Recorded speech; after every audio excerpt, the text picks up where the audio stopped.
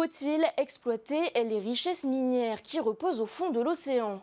Hors de question pour la France et la Polynésie, mais d'autres pays de la région Pacifique ne sont pas contre. C'est l'objet du dossier de nos envoyés spéciaux à Rarotonga, Mike Leral et Naya Bennett. Les îles Cook, pour les touristes, ce sont des paysages verdoyants avec l'océan à perte de vue. Mais à 5000 mètres de profondeur sont blottis d'autres richesses. Du nickel, du manganèse, des métaux qui vont manquer par exemple pour alimenter les batteries de smartphones. Nous croyons qu'il y a des opportunités à ce niveau, mais nous croyons également que suivre le processus avec assiduité est crucial pour être sûr qu'il n'y aura pas d'impact négatif sur l'environnement.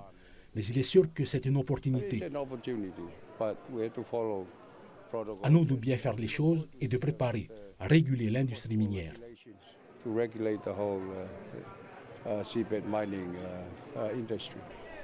Tonga affiche un enthousiasme prudent, mais les îles Cook et Nauru y croient. L'exploitation minière de l'océan a pourtant connu des échecs retentissants de certains pays du Pacifique, qui ont cru tenir la poule aux œufs d'or au fond de leurs eaux. C'est le cas de la Papouasie-Nouvelle-Guinée.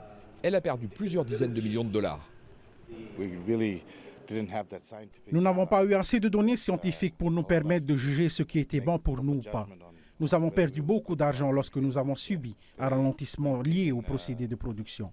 L'entreprise choisit à acheter un appareil de haute technologie dans un autre pays. Ça a été une énorme dépense pour la compagnie et ça n'a pas très bien marché. D'autres pays sont en procès avec les entreprises engagées pour explorer. La Polynésie française, elle, est opposée à l'exploration dans un but d'exploitation. Mais le président nourrit peu d'illusions sur un consensus au forum.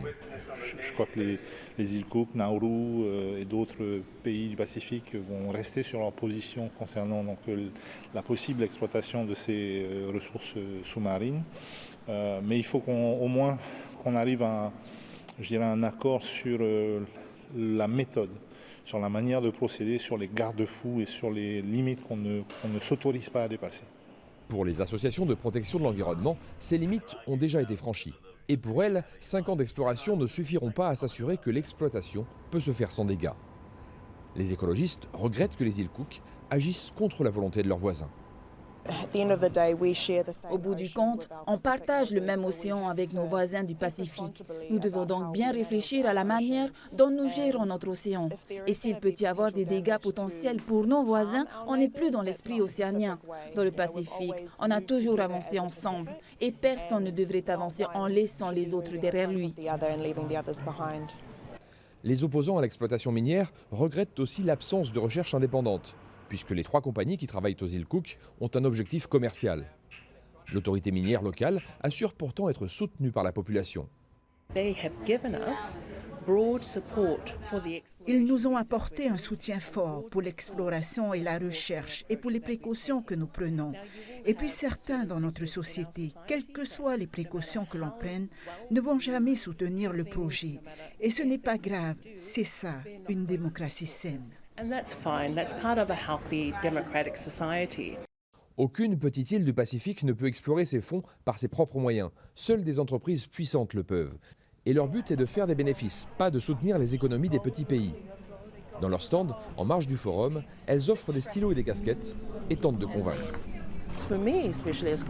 Pour moi, en tant qu'habitante des îles Cook, nous devons nous intégrer dans la marche du monde en fournissant ces métaux. Ils reposent au fond de notre océan. La Chine est le fournisseur du monde. Au Cook, nous avons ces métaux. Nous devons nous aussi contribuer à l'économie mondiale.